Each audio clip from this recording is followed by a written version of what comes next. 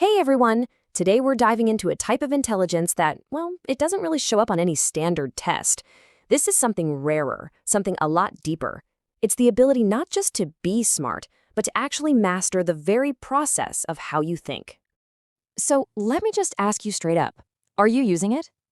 Psychology suggests that while a lot of people are pretty good at things like logical reasoning or, they're good with words, very, very few of us actively cultivate this higher level mental operating system. And that system is called metacognitive IQ. And here's the key. It's not about what you know. It's all about how you know it. It's the ability to kind of step outside of your own mind, observe your own thought processes, and really analyze them. It's about becoming the master of your own mind, not just a passenger along for the ride. Okay, so how do we actually build this? Well, it all starts with the first of 5 absolutely crucial psychological pillars, embracing intellectual humility. This right here, this is the foundation. You can't build the rest without it. Think about it like this. On one hand, you have extreme certainty. Psychology shows this is often a hallmark of low competence thinking, when someone speaks with total confidence on super complex topics without even realizing what they don't know. But on the other side, you've got the metacognitive approach, which is rooted in intellectual humility. That's the willingness to just say, you know what, I could be wrong about this. See, admitting you don't have all the answers is not a weakness. It's the key that unlocks the door to actual growth. It's what fires up your curiosity, which is the real engine of intelligence. That's what drives you to learn more, to ask better questions, and to truly, truly expand your mind. And this leads us perfectly into our second pillar, developing cognitive flexibility. If intellectual humility is what opens the door, then cognitive flexibility is what allows you to confidently walk right through it. So many of us, let's be honest, we fall into the trap of cognitive rigidity. We pick a side, we plant our flag, and we defend it to the death, even when new evidence pops up that shows our position is, well, flawed. But the metacognitive approach is all about flexibility. It's the skill of adjusting your mental models and your strategies when the facts change. It's about valuing the truth more than just being right. For the absolute rarest thinkers, changing their mind isn't a sign of weakness at all. It's a sign of incredible strength.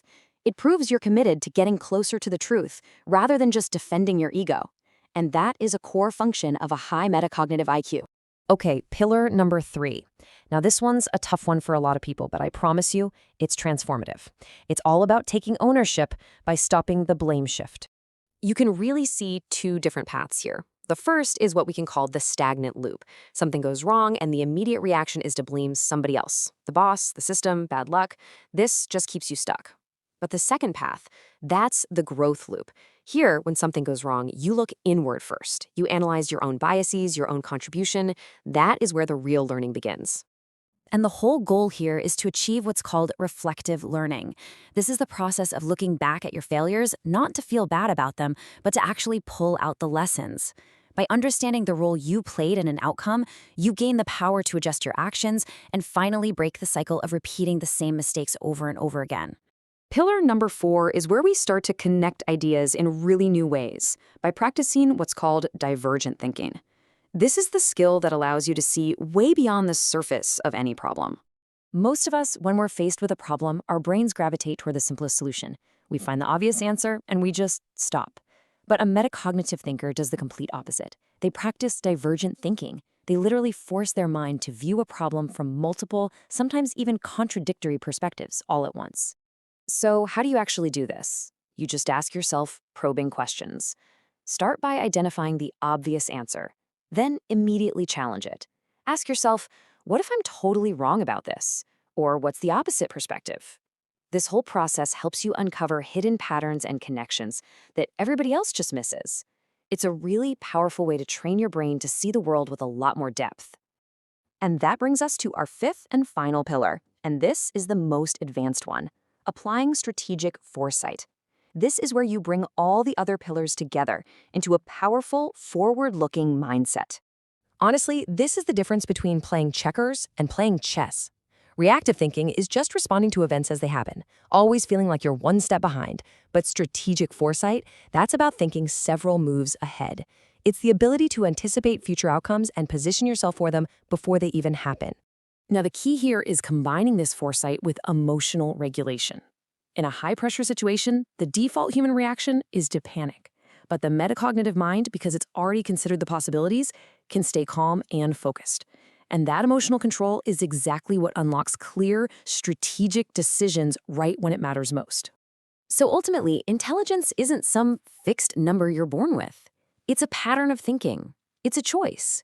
You can choose to be rigid and certain, or you can choose to be curious and flexible and reflective. So the question isn't, what's your IQ? It's, which type of mind are you actively building? And that brings us to a final thought for you to take away.